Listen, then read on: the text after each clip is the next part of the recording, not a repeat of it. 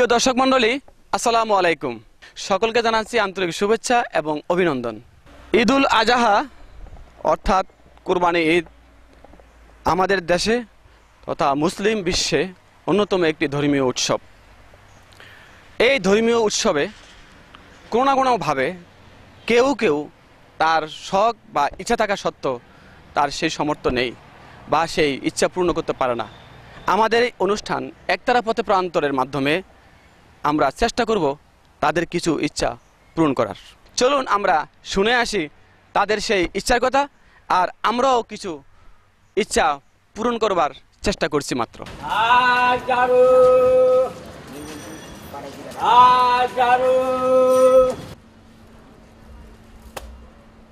আচ্ছা, তো আপনি ঝাড়ু বিক্রি করেন কতদিন ধরে? 25 বছর। 25 বছর ঝাড়ু বিক্রি করতেছেন এই ঢাকা শহরে? এই যে ঝাড়ু বিক্রি করতেছেন, আপনার তো বয়স তো অনেক মোটামুটি, তাই না? তো এই বয়সে কি আপনি ঝাড়ু বিক্রি করতে পারেন? কষ্ট হয় না? খুব কষ্ট হয় কাকা, কি করবো, আমার নাই তো পোলাপান নাই। পোলাপান থাকলে তো আমি এই ঝাড়ু বেচতাম না। আচ্ছা আচ্ছা, তো আপনার বাড়িতে কি জমা জমি নেই? এগুলা চাষাবাদ করে খাওয়া যাবে না? না, তাও নেই না? না। আচ্ছা, আপনার কি ওয়াইফ আছে, মানে স্ত্রী আছে? আছে। সে কি করে? সে থাকে কোথায়? সে বাড়িতে অন্ধ। অন্ধ? যে তাহলে প্রতিবন্ধী একজন, তাই না? না, চক্ষু ইয়ে হয়ে গেছে, ছানি পড়ছে। আচ্ছা আচ্ছা, তো আপনার এই দর্শক মণ্ডলী, আসলে অনেক কষ্টের বিষয়।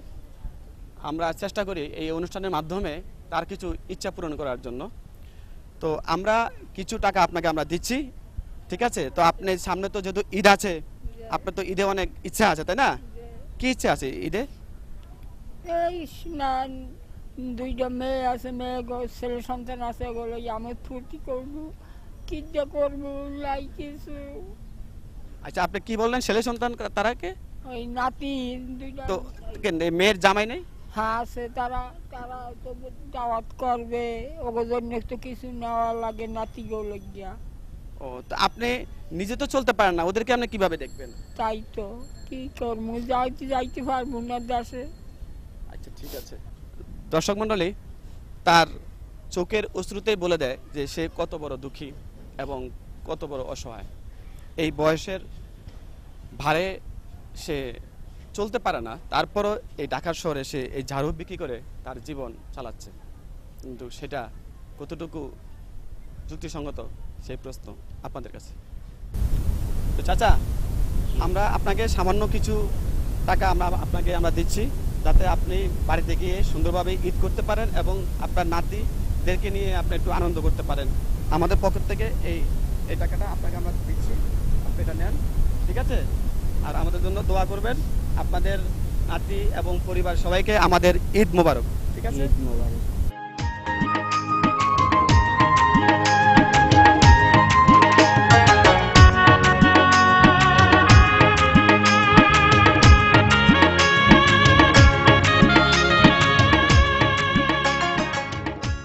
কি নাম তোমার? মোহাম্মদ রাকিব। আচ্ছা, তো বাড়ি কোথায়? বাড়ি বরিশাল। তো এখানে যে এই বেলুন বিক্রি করতেছো, কতদিন ধরে বিক্রি করতেছো?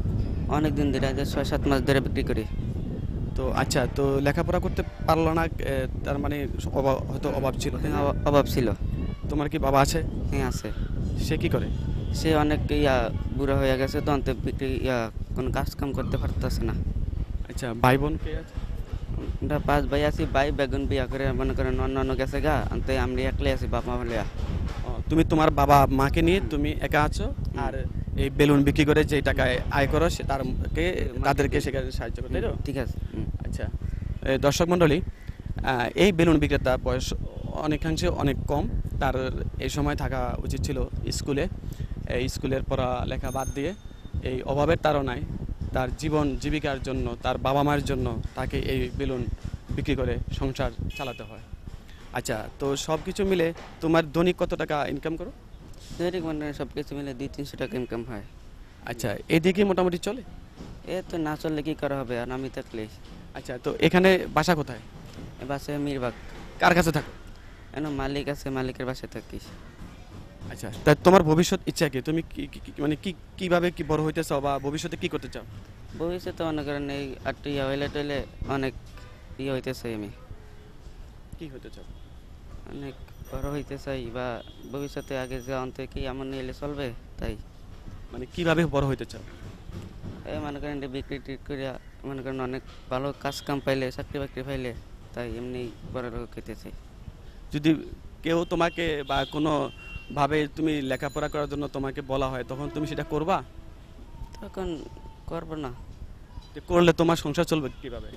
তাই তো তো বাবা তো ইয়ে হয়ে গেছে, তো সংসার চলবে না, তাহলে কিভাবে করব? কিভাবে সে লেখাপড়া করবে আর কিভাবে তার পরিবার চলবে, সেই প্রশ্ন আপনাদের কাছে। আমরা শুধুমাত্র তার অল্প কিছু ইচ্ছা পূরণ করার চেষ্টা করব এই অনুষ্ঠানের মাধ্যমে। ওই যে আমাদের হারুন ভাই চলে আইছে, জি আসেন।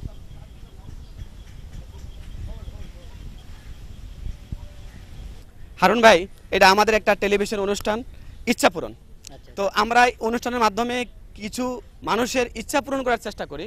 আচ্ছা তো এই অনুষ্ঠানে একজন আমাদের এই দর্শক, যিনি বাড়ি তার বরিশাল, এই বেলুন বেচে তার জীবিকা নির্বাহ করে, এবং তার ইচ্ছা হলো যে আপনাকে দেখার, আমরা আপনাকে এনেছি, এবং তার সাথে আপনি একটু কথা বলেন প্লিজ। নাম কি? মোহাম্মদ রাকিব, বাড়ি কই? বরিশাল। এই আমার খোদা বাড়ি বরিশাল। বয়স কত? বয়স তো কি 15-16। 15-16, তাই না? তো ডেলি কতগুলা বেলুন বিক্রি করো? ডেলি 1-150 বিলিয়ন বিক্রি হয়। এতে লাভ হয় কত? লাভ কত এবার অর্ধেক হয় লাভ। কত লাভ হয়? লাভ মনে করেন 1000 টাকা বেচলে 500 টাকা লাভ হয়। বাবা, অর্ধেক ব্যবসা। 1000 বিক্রি করলে 500 ব্যবসা, তাই না? হুম। হ্যাঁ, ঘরে কে কে আছে? ঘরে আছে মা আছে, বাবা আছে, আর ছোট একটা ভাই আছে। আচ্ছা আচ্ছা আচ্ছা। তো তুমি কি আমার ছবি দেখো, সিনেমা দেখো? হুম, সিনেমা দেখো? দেখি, দেখছো আমার ছবি দেখছো? দেখছি। আমার সিডি দেখছো? নাটক দেখছো? অনেক সময় নাটক দেখছি। আচ্ছা আচ্ছা। তো ভালো, হ্যাঁ, আপনাকে সে অনেক লাইক মোটামুটি করে আমার মনে হচ্ছে। আমার একজন ভক্ত। হ্যাঁ, তো ওর বাড়ি যেহেতু বরিশাল, আপনি একটু বরিশালের কথা ওকে একটু বুঝাই দেন। হ্যাঁ, বাড়ি বরিশাল, তাই না? তাই না? বরিশালে অনেক শিল্পী আমার সাথে আছে, ঠিক আছে? তো লেখাপড়া করছো? জি না। লেখাপড়া করো নাই? মাঝে মাঝে ওই যে কিছু লেখাপড়ার ব্যবস্থা করে রাত্রে, লেখাপড়া একটু শিখো, তোমার কাজে লাগবে, ঠিক আছে? ব্যবসা করে খাইতেছো, খুব ভালো, চুরি করে খাচ্ছ না। জি না। খুব খুশি হলাম তুমি আমাকে দেখতে চাইতেছো, তাই না? হুম। আমি তোমার সাথে দেখা দিলাম, ধন্যবাদ ভাই আপনাকে হ্যাঁ। সাথে দেখা করা দেওয়ার জন্য। আর আমাদের অনুষ্ঠান পর্বতে আপনার অভিনয়ের ভিতরে কিছু অভিনয় ওকে একটু শোনান, আমাদের দর্শকও শুনতে পাবে একসাথে। আসলে এখন কি অনুষ্ঠান, ওরা খারার মধ্যে কোনটা শোনামো? তো আমি একটা ঘটনাই বলি। এক ফকির ভিক্ষা করে, বুঝছো? তো স্যার 10টা টাকা দিবেন, চা খাবো।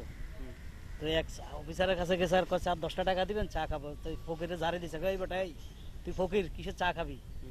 আর তুই কোন দোকানে চা খাবি? কই যে স্যার ফুটপাতে। ফুটপাতে এক কাপ চার দাম কত? স্যার 5 টাকা। ঠিক আছে, 5 টাকাটাই নেই। স্যার আমরা দুইজন। দুইজনটাকে? আমি আর আমার গার্লফ্রেন্ড। হ্যাঁ। বলিস কি, ফকিরের আবার গার্লফ্রেন্ড আছে? স্যার আগে আপনার মতোই ছিলাম, ওটা দৌড়িয়ে ফকির হইছি। তুমি চাই ওগুলো দৌড়ে ফকির হইও না, কেমন? ঠিক আছে।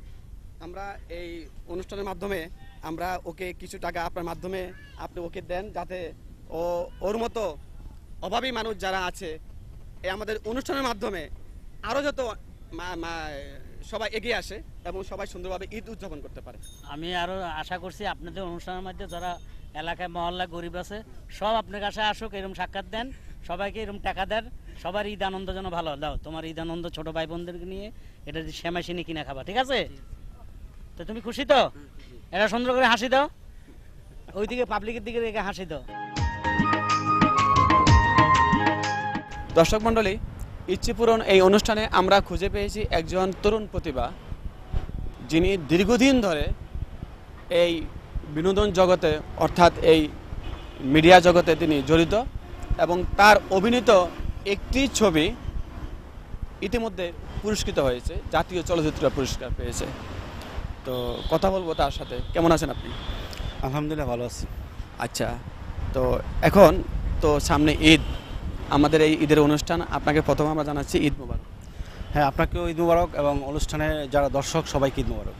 আচ্ছা, তো আমরা জানলাম যে আপনি একটি চলচ্চিত্রে অভিনয় করেছেন এবং সেই চলচ্চিত্রটি আপনাদের এলাকায় চিত্রায়ন হয়েছে, এবং আপনি এর ব্যবস্থাপনা থেকে শুরু করে মোটামুটি এই চলচ্চিত্রের সাথে জড়িত ছিলেন। তো সব কিছু মিলে এই ব্যাপারে আপনার মন্তব্য কি?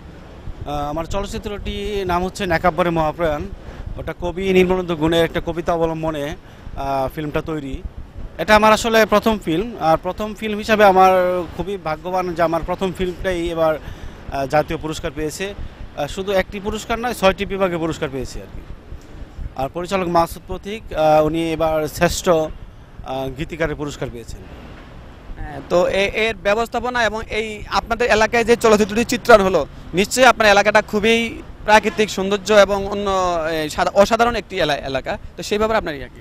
হ্যাঁ, আমাদের এলাকাটা মূলত মেঘনার পাড়ের এলাকা, প্রাকৃতিক সৌন্দর্যে আসলে ভরপুর আমাদের এলাকায়। আমাদের এলাকাটা আসলে পরিচালকের খুবই ভালো লেগেছে এবং এলাকায় কাজ শুটিং করেছে একদম শুরু থেকে শেষ পর্যন্ত। আমি এটাতে খুব ভালোভাবে জড়িত ছিলাম এবং আমার ওই নেকাব্বরে আমার একটা ভালো ক্যারেক্টার ছিল। আমার ক্যারেক্টারের নাম ছিল হরিদাস। আমি নেকাব্বরের বন্ধু ছিলাম। সারা পুরো ফিল্মটা জুড়েই আমার উপস্থিতি ছিল আর কি। দর্শক মণ্ডলী, বাংলাদেশের এই রিক্সা একটি ঐতিহ্য। কত রিক্সা বাংলাদেশে বর্তমান চলছে রাস্তায় তার কোনো সঠিক হিসেব না থাকলেও আমরা বুঝি যে অগণিত মানুষ এই রিক্সা চালিয়ে তাদের জীবন জীবিকা অতিবাহিত করে। ঢাকা শহরে এমনই একজন রিক্সাওয়ালা, আমরা কথা বলবো তার সাথে, শুনবো তার ইচ্ছার কথা। চাচা কেমন আছেন? ভালো আছি। আচ্ছা, আপনার বাড়ি কোথায়? বাড়ি মহিষিংহাটার বাড়ি। তো এই রিক্সা চালান কতদিন ধরে? এই 20-25 বছর। তো এখনো রিক্সা চালাচ্ছেন? আপনার কি আর কোনো অবস্থান নেই? না, আমার কোনো অবস্থান নেই। দেশের বাড়িতে এমন কোনো জমি নেই যেখানে চাষাবাদ করে খাওয়া যায়? না না, কিছু নেই, কিছু নেই। তো এই রিক্সা চালাচ্ছেন, ঠিক মতন কি আপনার সংসার চলে? এই মোটামুটি মোটামুটি। আচ্ছা, তো আপনি এই প্রতিদিন কত টাকা আয় করেন রিক্সা চালিয়ে? রিক্সা চলে ঠিক নেই, 300, 350, 400 টাকা মারি। আচ্ছা, তো আমাদের আজকের এই অনুষ্ঠান ইচ্ছা পূরণ। তো আপনাকে আমরা দেখেছি যে আপনি একজন রিক্সাওয়ালা হিসাবে, যে আপনার কিছু ইচ্ছা আমরা পূরণ করার চেষ্টা করবো। আসলে আপনি বলুন যে আপনার তো মানুষের জীবনের ইচ্ছার কোনো শেষ নেই। তো আপনার সামনে যেমন ঈদ আছে, এখন ঈদ, তো ঈদে আপনার কি ইচ্ছা আছে? আছে ঈদে ছেলে মেয়ে আছে, মেয়েদের কাপড় দিতে, পরিবারে দিতে, তো আর কিছু নেই। সেটা কি আপনার কাছে সম্ভব হচ্ছে? আল্লাহ যদি করা যদি হবে, না নাই করবো। আচ্ছা, আমাদের অনুষ্ঠানের মাধ্যমে আপনার সেই ধরনের কিছু ইচ্ছা আমরা পূরণ করার চেষ্টা করব। আমাদের এক অতিথির মাধ্যমে। আপনি নিশ্চয়ই নাটক, ছবি, সিনেমা এগুলো দেখেন, তাই না? হ্যাঁ, দেখি। এমন একজন অভিনেতাকে আমরা আজ হাজির করব, নিশ্চয়ই আপনি দেখে চিনতে পারবেন। ঠিক আছে, তো আমরা অপেক্ষা থাকি। তিনি এখনই হয়তো আমাদের কাছে চলে আসবেন। ঠিক আছে, আমরা সেই অতিথির কাছে যাই। চলুন দেখি উনি কোথায় শুটিং করতেছে নাকি। আচ্ছা, না, আমি ফোন করে নেই। জি, আসসালামু আলাইকুম স্যার, আপনি কোথায় আছেন? উত্তরা। ঠিক আছে, আমরা একটু আসতেছি, একটা অনুষ্ঠান ইচ্ছা পূরণের ব্যাপারে আপনার সাথে একটু সাক্ষাৎ করবো, আমাদের একজন অতিথি। Okay sir, thank you sir.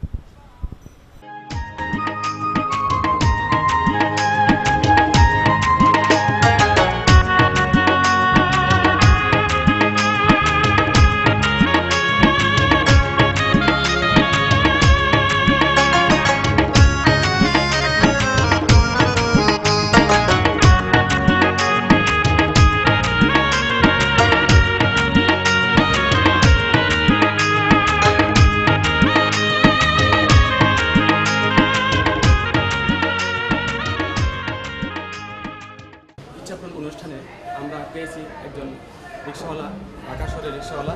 তার ইচ্ছা ছিল বিশিষ্ট অভিনেতা পীরজাদা সৈয়দুল্লাহ হারুন সাহেবকে দেখার জন্য। ওনার অনেক ছবি, সিনেমা, টিভিতে তিনি দেখেছেন, কিন্তু সরাসরি তিনি কখনো তাকে দেখেননি। আমরা এই অনুষ্ঠানের মাধ্যমে তার ইচ্ছাটা পূরণ করার জন্য উত্তরায় আনন্দবাড়ি এই শুটিং স্পটে আমরা এসেছি। কথা বলবো পীরজাদা সৈয়দুল্লাহ হারুনের সাথে। স্যার কেমন আছেন? হ্যাঁ, ভালো আছি। আপনার কেমন আছেন? জি, ভালো আছি। তো আমাদের এই অনুষ্ঠান হচ্ছে ইচ্ছা পূরণ। এই ইচ্ছা পূরণের আমাদের আজকের এই দর্শক অতিথি জনাব সেলিম সাহেব, তিনি একজন রিক্সাওয়ালা। আমরা তার কিছু ইচ্ছা পূরণ করবো এই অনুষ্ঠানের মাধ্যমে, যে আপনার মতো একজন গুণী অভিনেতাকে দেখার খুব তার ইচ্ছা ছিল। অনেক ছবি দেখেছে, দেবদাস থেকে শুরু করে অনেক ভালো ভালো সিনেমা আপনি করেন, এবং তিনি বলেছেন কিন্তু আপনাকে সরাসরি কখনো দেখে নেন। তো একটু আপনার প্লিজ কথা বলেন এবং উভয় সম্বন্ধে আপনি স্যারকে কথা বলেন। আপনার নাম কি? আচ্ছা, আপনি কি ছবি দেখেছেন? না, ও আচ্ছা আচ্ছা। আসলে আমরা কিন্তু ছবি করি আপনাদের মতো দর্শকের জন্য। এই যে আপনি রিক্সা চালক, আপনি অনেক পরিশ্রম করে অর্থ উপার্জন করেন, কিন্তু আপনি বিনোদনে খরচ করেন। আপনি অল্প পয়সা উপার্জন করেন, তার কিছু বাঁচিয়ে আপনি সিনেমা হলে যে সিনেমা দেখেন। কিন্তু অনেক বড় লোক আছে অনেক টাকা ইনকাম করে, কিন্তু তারা কিন্তু সিনেমা হলে সিনেমা দেখে না। আর আমাদেরও ভালো লাগে আপনাদের মতো যখন দর্শকরা আমাদের দেখতে চান, এটা আমাদের সৌভাগ্য। আপনি আমার নাটক দেখেছেন, আপনি আমার ছবি দেখেছেন। আপনার বাড়ি কোথায়? ও, ময়মনসিংহ বাড়ি আপনার। হ্যাঁ, ময়মনসিংহ তো গানের জায়গা। হ্যাঁ, তাহলে আপনি মানে প্রতিনিয়ত রেগুলার সিনেমা দেখেন? টিভি আছে, টিভি দেখি। ও, টিভিতেও তো সিনেমা দেখেন, আজকাল তো টিভিতেও সিনেমা দেখা। হ্যাঁ, ও, তাহলে সিনেমা দেখেন সবসময়। আপনার ছেলে মেয়ে কজন? এই রিক্সা চালানো করেন কতদিন ধরে আপনি? রিক্সা তো চলে 20-25 বছর ধরে এই ঢাকাতেই। তাহলে নিয়মিত ছবি নাটক এসব দেখেন না? ভালো লাগে? আপনার কি ইচ্ছা ছিল আমার সাথে দেখা হওয়ার? আচ্ছা আচ্ছা, দেখি কি খুব ভালো লাগলো না খারাপ লাগলো? হ্যাঁ, আমারও কিন্তু খুব ভালো লাগলো যে আপনার মতো একজন দর্শকের সাথে, যারা পয়সা খরচ করে সিনেমা দেখে, যারা বিটিভি দেখে, বিভিন্ন চ্যানেল দেখে, বাংলাদেশের সে শিল্পীদের অভিনয় দেখে, তাদের যে অভিনয় দেখেছেন এর জন্য আমারও ভালো লাগছে। আপনি যে আমাকে মনে রেখেছেন এবং আমাকে দেখতে চেয়েছেন, এটা আমার সৌভাগ্য। স্যার, আপনার একটা যে কোনো একটা সংলাপ ওনাকে একটু শোনালে ভালো হয়, আমাদের দর্শকদেরকে শোনালে ভালো হয়। এমন যে কোনো একটি ছবি বা নাটকের যেটা আপনি ভালো মনে করেন, আমরা দর্শকের শুনতে পারলো, প্লাস আমাদের অতিথি শুনতে। আরে ও চুমকি, কথা কেন বলিস না রে? এবার বার বেড়েছে। আরে ও, বিন্দিয়াকে তুই চিনিস না? বিন্দিয়া তোকে ছাড়বে ক্লা। শুন শুন, আমার সাথে পীড়িত কর, আমি তোকে সাইথে নিয়ে যাব রে। কি মনে আছে? ভালো লাগলো না? আমারও খুব ভালো লাগলো। তো স্যার, আমাদের এই অনুষ্ঠানের মাধ্যমে আমাদের অতিথিকে কিছু ইচ্ছা পূরণ করব। সামান্য কিছু টাকা আপনাকে আমরা দিচ্ছি। এই টাকা দিয়ে অবশ্যই আপনি ঈদে আপনার পরিবারের জন্য কিছু কেনাকাটা করবেন। হ্যাঁ, আশা করি এটা আপনার কিছু হলেও উপকার হবে। টাকাটা আছে, আপনি নিয়ে খরচ করবেন, ঠিক আছে? ছবি দেখবেন, নাটক দেখবেন, বাংলাদেশের নাটক দেখবেন, বাংলাদেশি ছবি দেখবেন। এই আকাশ সংস্কৃতির মাধ্যমে আমাদের দেশের বাইরের সংস্কৃতি দেখবেন না। আপনার মতো দর্শকদের জন্য আমরা নাটক বানাই, সিনেমা বানাই। আপনারা দেখলে আমাদের সার্থকতা হয়। আপনাকে অসংখ্য ধন্যবাদ। তবে স্যার, এই অনুষ্ঠানের মাধ্যমে আমি দর্শকদের উদ্দেশ্যে একটা কথাই বলতে চাই, রিকশাওয়ালাকে তুমি নয় আপনি বলুন, এবং তাদেরকেও সম্মান করুন, কারণ তারাও আমাদের মতো মানুষ এবং আমাদের মতো তাদের জীবন আছে, পরিবার আছে। তারা কখনোই অবহেলার পাত্র নয়। ঈদ করুন, ঈদের আনন্দ থাকি। ঈদ মুবারক। ঈদ মুবারক। দর্শক মণ্ডলী, যৌতুক একটি সামাজিক ব্যাধি। এই যৌতুকের বিরুদ্ধে সংগ্রাম করে চলেছেন এমন একজন ব্যক্তি তার নিজস্ব প্রচেষ্টায়। তিনি হলেন আমাদের সবার প্রিয় জুম্মা খান নেয়াজি ভাই। আমরা আমন্ত্রণ জানিয়েছি আমাদের এই স্টুডিওতে সেই যৌতুক বিরোধী সংগ্রামী নেতা জুম্মা খান নেয়াজি ভাই। আপনি সমাজে যৌতুকের বিরুদ্ধে যেই অভিযানে নেমেছেন, আসলে এই বিষয়টা আপনার ভিতরে কি করে জাগ্রত হলো? কেন এটা করেন আপনি? ধন্যবাদ আপনাকে। ছোটবেলায় আমার পত্রিকা পড়ার খুবই অভ্যাস ছিল। পত্রিকায় গৃহবধূ নির্যাতনের খবর পড়ে আমার হৃদয় কেঁদে উঠত, বিশেষ করে যৌতুকের নির্যাতনে। তখন একটি কবিতা চোখের সামনে ভাসত। সেই কবিতাটি আমার খুবই প্রিয়। আমাদের দেশে হবে সে ছেলে কবে, কথাই না বড় হয়ে কাজে বড় হবে। কুসুম কুমারী দাসের সেই কবিতাটি। তারপরক্ষণই ভাবতাম, একজন মুক্তিযোদ্ধা কেন দেশের জন্য জীবন দিল? একটি জাতীয় পতাকা আমাদের সবার সামনে উজ্জীবিত করে তুলে ধরেছেন। সে কি তার পরিবারের জন্য জীবন দিয়েছে নাকি সারা দেশের জন্য? সে সারা দেশের জন্য জীবন দিয়েছি, একটি স্বাধীন বাংলাদেশে নিয়ে দিয়েছি আমাদের। আমরা যারা বেঁচে আছি প্রতিটি মানুষেরই কর্তব্য সমাজের প্রতি কিছু দায়বদ্ধতা, কিছু করা। সেক্ষেত্রে আমি ভাবলাম যে আমার তো কোনো অর্থ নেই, আমি রং তুলি নিয়ে আমি আর্ট করি। আমার আর্টিস্টের একটা দোকান আছে, নেয়াজি আর্ট। তো এখান থেকে সাইনবোর্ড ব্যানার লিখে যা পায় 100 টাকা থেকে 30 টাকা আলাদা রেখে দেয়। এটা জমানোর পরে আমি রাস্তার পাশে দেয়ালে যৌতুক চাওয়া মানে ভিক্ষা চাওয়া, এই বাণীটি আমি প্রচারণা চালাই। ঠিক এইভাবে আমি কাজ করে যাচ্ছি। একটি প্রশ্ন আমি আপনাকে করতে চাই। যতটুকু আমি জানি এবং শুনেছি যে আমাদের অনুষ্ঠানে আজকে আসার জন্যে আপনি পাঞ্জাবি পরার জন্য তৈরি ছিলেন না, বলতে গেলে আমরা আপনাকে জোরপূর্বকে পাঞ্জাবিটি পরিয়েছি। দর্শক মণ্ডলী, এই পাঞ্জাবিটি আজকে আমাদের অনুষ্ঠানে তিনি পরেছেন। যা জীবনে পাঞ্জাবি পরতে তিনি পছন্দ করেন নাই, কেন করেন না সেটা এখন জানতে চাইবো। কেন আপনি পাঞ্জাবি পরতে চাচ্ছেন না? আসলে পাঞ্জাবির ভিতরে সমস্যা কোথায়? পাঞ্জাবির ভিতরে আসলে কোনো সমস্যা নেই, খাটো মানুষ তো পাঞ্জাবি মানায় না, তা পাঞ্জাবি পরলে আমাকে মনে হয় পাঞ্জাবির ভিতরে রয়ে গেছে, শুধু পাঞ্জাবিটা দেখা যাবে, এই কারণে মানে পাঞ্জাবি পরতে ইচ্ছে করে। কিন্তু আসলে আমাদের ইসলামিক দৃষ্টিকোণ থেকে পাঞ্জাবিটা আমাদের জন্য খুবই প্রয়োজন। আর যেহেতু আজকে আমাদের ঈদে তো পাঞ্জাবিটা খুবই প্রয়োজনীয় ছিল, তো আমাদের অনুষ্ঠানে যেহেতু আপনাকে আমরা পাঞ্জাবি পরিয়েছি, তো সেটা আমাদের অনুষ্ঠানের একটা সফল বলবো। দর্শক মণ্ডলী, যে যার জীবনে কখনো পাঞ্জাবি সে পরেনি, আজকে আমাদের অনুষ্ঠানের মাধ্যমে তাকে আমরা পাঞ্জাবি পরিয়েছি, এটাও আমাদের অনুষ্ঠানের একটা সফলতা। কি বলেন? জি অবশ্যই। আমাদের একজন যৌতুক বিরোধী সৈনিক জুম্মা খান নিয়াজি সাহেবের সাথে তার ব্যক্তিগত প্রচেষ্টায় আমাদের দেশের যৌতুক বিরোধী যেই সংগ্রাম চলছে, যে যুদ্ধ চলছে, সেটা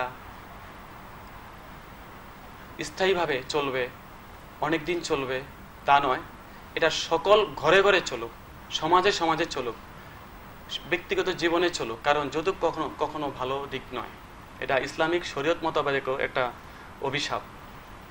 ইসলামের দৃষ্টিতেই বাসর ঘরেই তুমি তোমার স্ত্রীকে মহারণার পরিশোধ করে দাও, বরং যৌতুক নয়, যৌতুককে না বলুন। আর সেই উদ্দেশ্যটাই সফল হোক, আমরাও সেটাই চাই, আমাদের এই অনুষ্ঠানের মাধ্যমে চাই। ঈদ মুবারক। দর্শক মণ্ডলী, আমরা একজন প্রতিভা খুঁজে পেয়েছি। ঢাকা শহরের কোনো এক গলিতে তিনি বসবাস করেন, লিপি আক্তার। তিনি দীর্ঘদিন ধরে নাচের সাথে জড়িত।